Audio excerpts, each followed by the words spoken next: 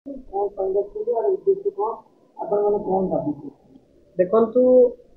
सांबादिक सम्मिलन ये डक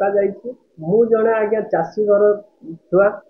चाषी दुख कौन से कथा जानी चाषी माने हाड़ भंगा परिश्रम करती निजर सुख बोली किसी नहीं सकाळु राति जाए बिलर पड़ी रही जो दुख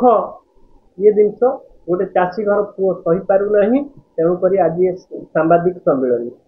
आज्ञा राजकनिका ब्लॉक रो जो समवाय समिति अच्छी समवाय समिति चाषी मानू केंद्र सरकार राज्य सरकार समवाय समिति माध्यम रे व्यापक अर्थ प्रदान करुचंती कि चाषी माने चाष करंतु एवं कम सुधरे से माने ऋण नहीं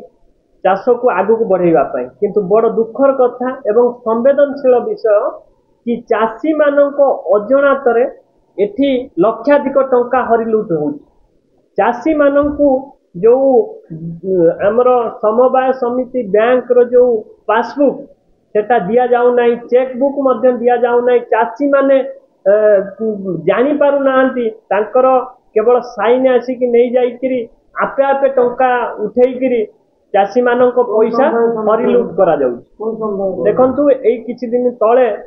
बड़ दुखर कथा जो बरुणा समवाय समितिर संपादक भाव में काम करुचंती आमर असित बेहुरिया जड़े संपादक किंतु अनेक चाषी अकाउंट रु बहुत टंका हरिलुट कर जोटा कि बारंबार अभियोग थाना रे आसीची एवं एताला 9-10 जन चाषी कर सारे किंतु एठी रक्षक भक्षक साजिकी एठी जो हरिलुट करिथिबा असित बेहुरिया को एपर्यंत गिरफ करा जाऊ नाही जेतेबेले राज्य सरकार केंद्र सरकार चाषी मानक देखंतु आमे तो निश्चिंत भाव में दाबी करूचु कि चाषी बंधु मानकर जीविका जीवन उपरे जो माने नाप्त मारिचंती तांकर जो सरकार दौथिबा ऋण को जो माने हरिलुट करिचंती तांको कदापि छड़ा जीव नाही क्राइम ब्रांच निश्चिंत भाव में तदंत करने आम चेष्टा करूँ एवं समवाय समिति समवाय मंत्री पाखक चाषी बंधु मानक आम जीवु चाषी बंधु मानक नहीं जीवु ये विषय तुरंत तदंत करा जाऊ एवं चाषी बंधु मानकर जो टंका को हरिलुट करा जाइछि ताकू दबा सहित जो माने रहउचंती सेक्रेटरी बा संपादक माने रहउचंती समवाय पैक्ट रो से माने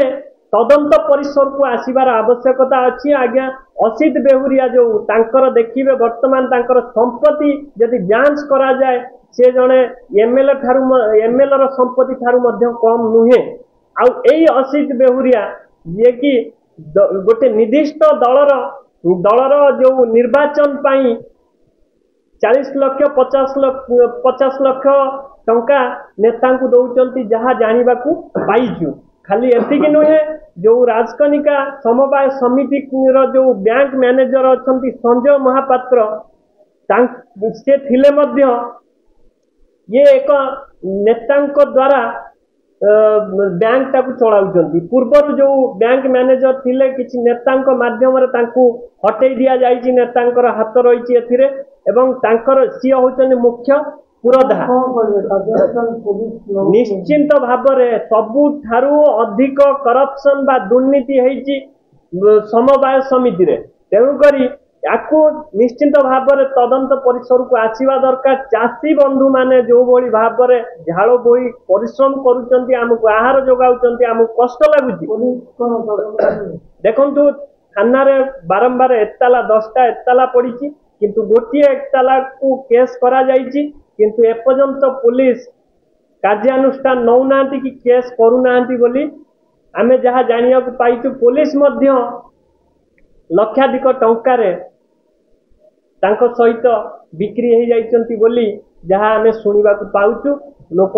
मध्य ये विषय आलोचना होउछंती एठी रक्षक भक्षक साजुची एठी न्याय चाषी को दबा पई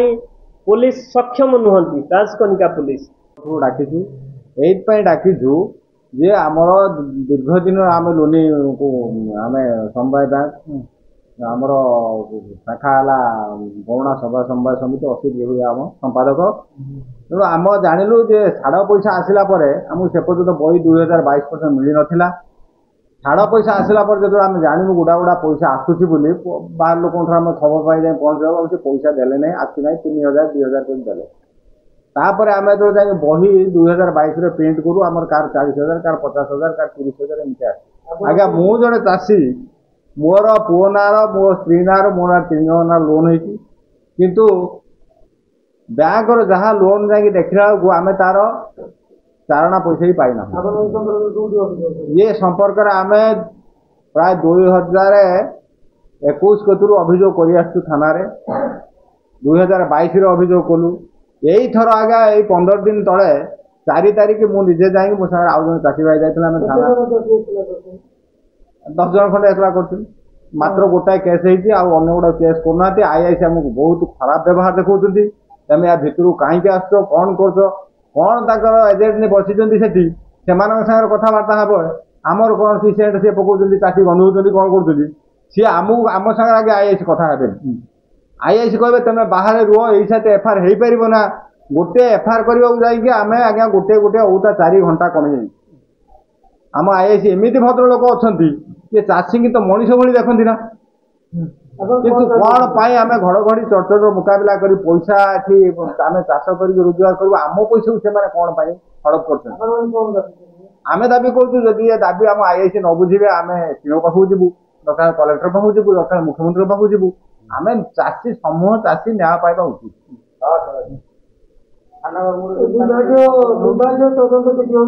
ଥାନା ବାବୁଙ୍କର ଯଦି ସମ୍ପର୍କ ନାହିଁ ତାହେଲେ ଥାନା ବାବୁ ୟାକୁ ବୁଝୁନାହାନ୍ତି କାହିଁକି? ତଦନ୍ତ କ'ଣ? ଆମକୁ ତ ସବୁବେଳେ ପୁଲିସ କହୁଛି ତଦନ୍ତ ହବ। ଆମେ ଆଜ୍ଞା ତଦନ୍ତର ଏପର୍ଯ୍ୟନ୍ତ କ'ଣ ସତ୍ତା ପାଇବା? ଆମ ପାଖକୁ କିଛି ଆସିନି ସେ ଖବର। କ'ଣ ହଉଛି ବିଭାଗୀୟ ତଦନ୍ତ ସେ ବିଷୟରେ ଜାଣିଥିବେ, ଆମ ପାଖରେ ସେମିତି ଖବର ନାହିଁ।